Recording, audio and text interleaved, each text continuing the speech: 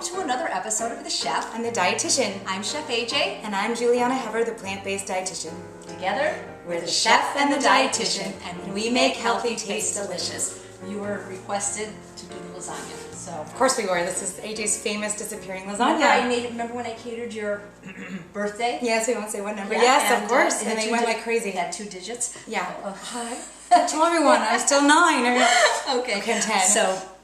It's so easy. It's amazing. There's a few steps, but what we did is we're brilliant. We made each of the steps in previous episodes. You're brilliant. This is all your idea. Thank you. Well, I have to give you credit. Thank you. And you're beautiful. Oh, thank you. I'll give each other the checks later. Right. So we have some components that we made in previous episodes. We have the saucy glazed mushrooms. We have the kale dip. That we almost didn't have enough left because we wanted to eat it all. Yeah. And the faux parmesan. So refer back previous episodes of the Chef and the Dietitian. Exactly, to learn how to do these components. Other than that, it's pretty easy because we are using a jarred sauce because it's oil-free. And you can find those out there. If you don't wish to use a jarred sauce, make your own. Right. But the important thing is you have to cover the bottom of the pan really well because we're not only using rice noodles, which are gluten-free, but we're also using no boil noodles. Right? And it's much easier. So talk a little bit, if you don't mind, about gluten. People always say, what is it? And it's such a good question. My new book is coming out in December that I co-authored with another chef. I know, it's so sad. No, but she's amazing too. And we did a gluten-free vegan cookbook and complete Idiot's Guide to Gluten-Free Vegan Cooking.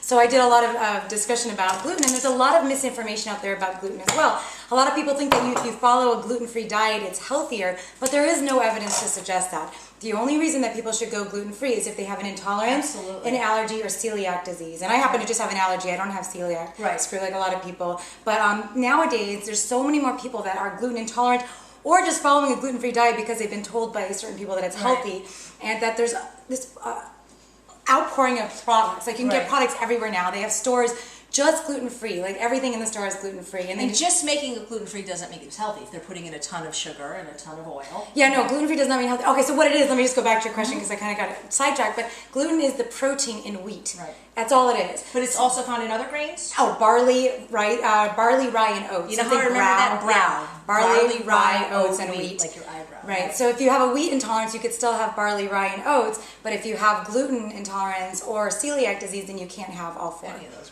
But they can still have many and actually grains. Oats, by the way, oats are only have gluten in them because of some cross-contamination. So if you're careful, you could find gluten-free oats out there. They have them. They just have to specify gluten-free. Even at Trader Joe's now, believe it or not.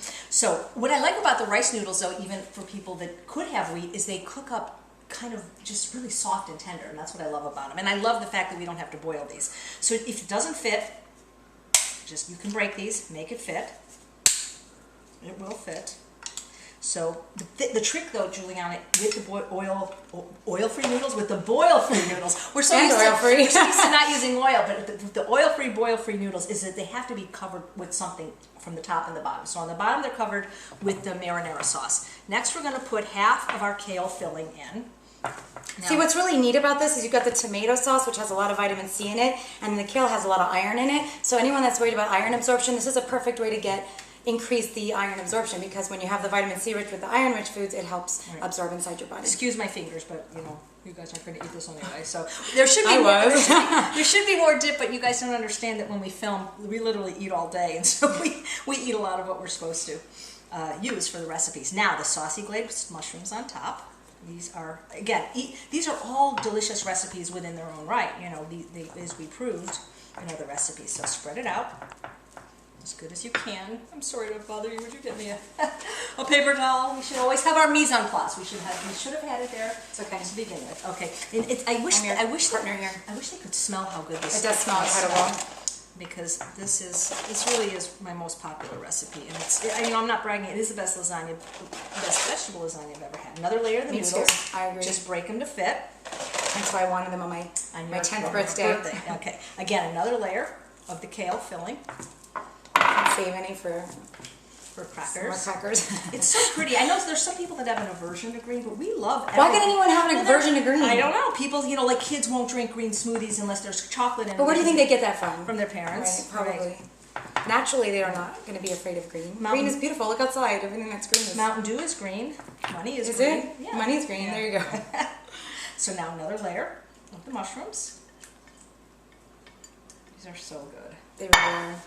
Be a good meat alternative too. Oh, if someone wants something really meaty, this is a great way to do that with a portobello actually, and it would be almost like a steak. So just but you can even ground this stuff up too and make it like a meat, like a ground meat. And I've done that. You're absolutely right. Much healthier version. It's just it has a little bit more toothsome feel when it's when you're eating it. You know what I'm talking about. Okay. Okay. So now a final layer of noodles. And if somebody did not want to use noodles, they could use sliced eggplant, sliced zucchini. I've done that. Yeah, that's good. Another noodle from another box. Just to cover the top.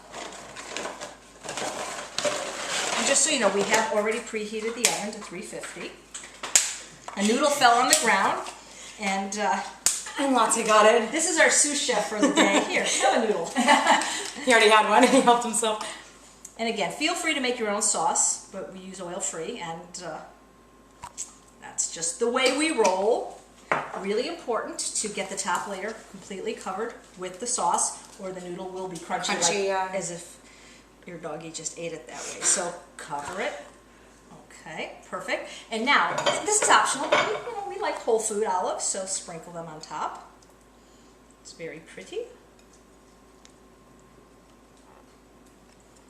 And we rinse them, by the way, because I've never seen salt-free olives. Have you? No. So we rinse them very well. We don't need extra salt.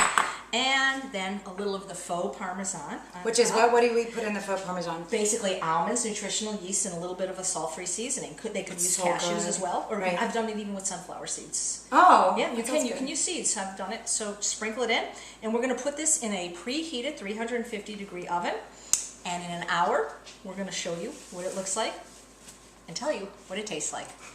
And you could try it at home.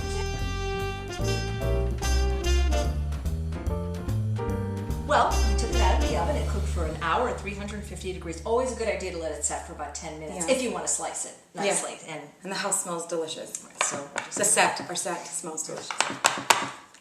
Okay.